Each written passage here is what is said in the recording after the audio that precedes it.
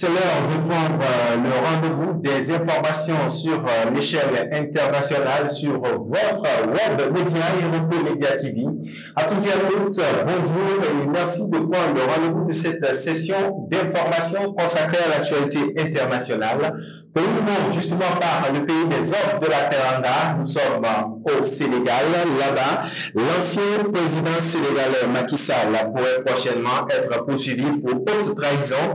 En effet, le député Guy Marius Sagna, membre du parti majoritaire patriote africain du Sénégal pour le travail, l'éthique et la fraternité, en abrégé PASTEF, a introduit une proposition de mise en accusation à l'Assemblée nationale. Cette proposition s'appuie sur un rapport accablant de la Cour des comptes qui révèle une falsification des chiffres liés à la dette publique au déficit budgétaire sous son administration. Selon le document, la dette cachée de près de 7 milliards de dollars aurait été contactée en marge du circuit légal. Le député estime que cette gestion qualifiée d'opaque et les manipulations comptables qui ont découlé de mise en péril de la souveraineté financière sénégalaise, ce qui, selon lui, justifie une falsification pour haute trahison. Et dans le reste de l'actualité du Sénégal, prenons cette fois-ci la direction du Mali. Là-bas, le Malien Abdoulaye Daffé s'installe au poste de vice-président à la BOAD, entendez la Banque ouest-africaine de développement, promu numéro 2 de la Banque ouest-africaine de développement, donc BOAD, le 26 mars 2025. Abdoulaye Daffé, ancien ministre de l'économie et des finances du Mali, a officiellement pris fonction à nommer. C'était ce lundi 14 avril 2025. Toute l'équipe de la BOAD souhaite donc la bienvenue et un plein succès à ces nouvelles fonctions de vice-président, a déclaré Serge Ekoué, président de l'institution financière, et le président du conseil d'administration salue ainsi l'arrivée du nouveau vice-président.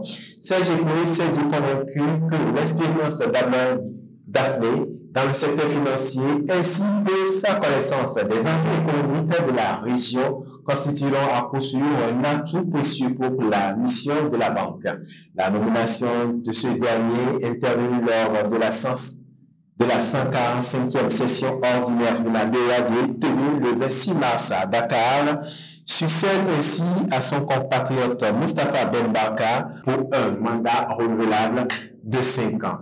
L'autre précision qu'il faut apporter, consultant international depuis 2016, après avoir été ministre de l'économie et des finances du Mali, oui on le sait déjà, Abdoulaye Daffé a occupé plusieurs postes de responsabilité de la Banque de développement du Mali. Il a notamment exercé en tant que directeur général adjoint, directeur général et président, directeur général, ainsi que président du conseil d'administration des banques filiales de la dite banque en Côte d'Ivoire, au Burkina Faso et en France.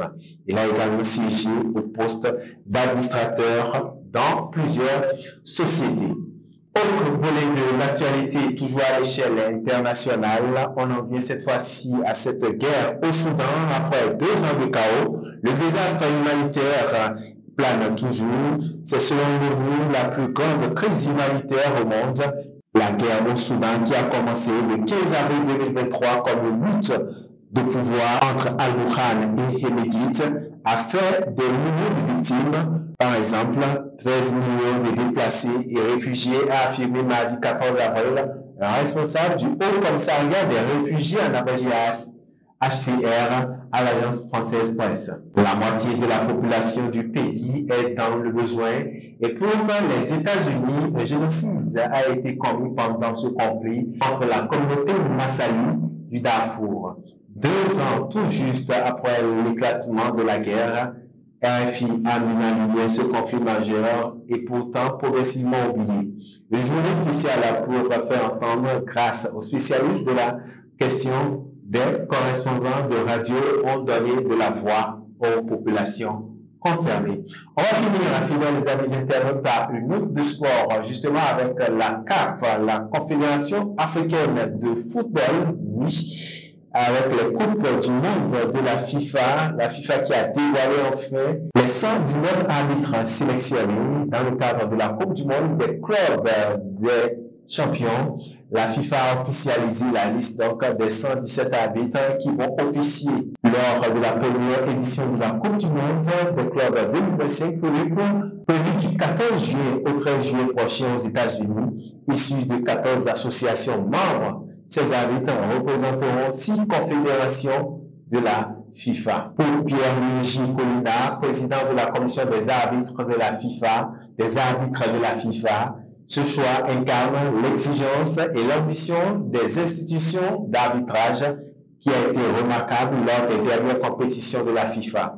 Plus la barre est haute, plus il est difficile de maintenir un tel niveau de performance.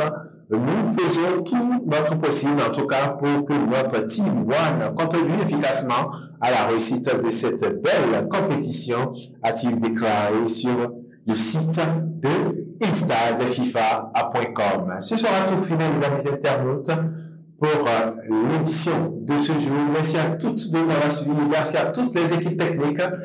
À très vite sur Yoko Media TV.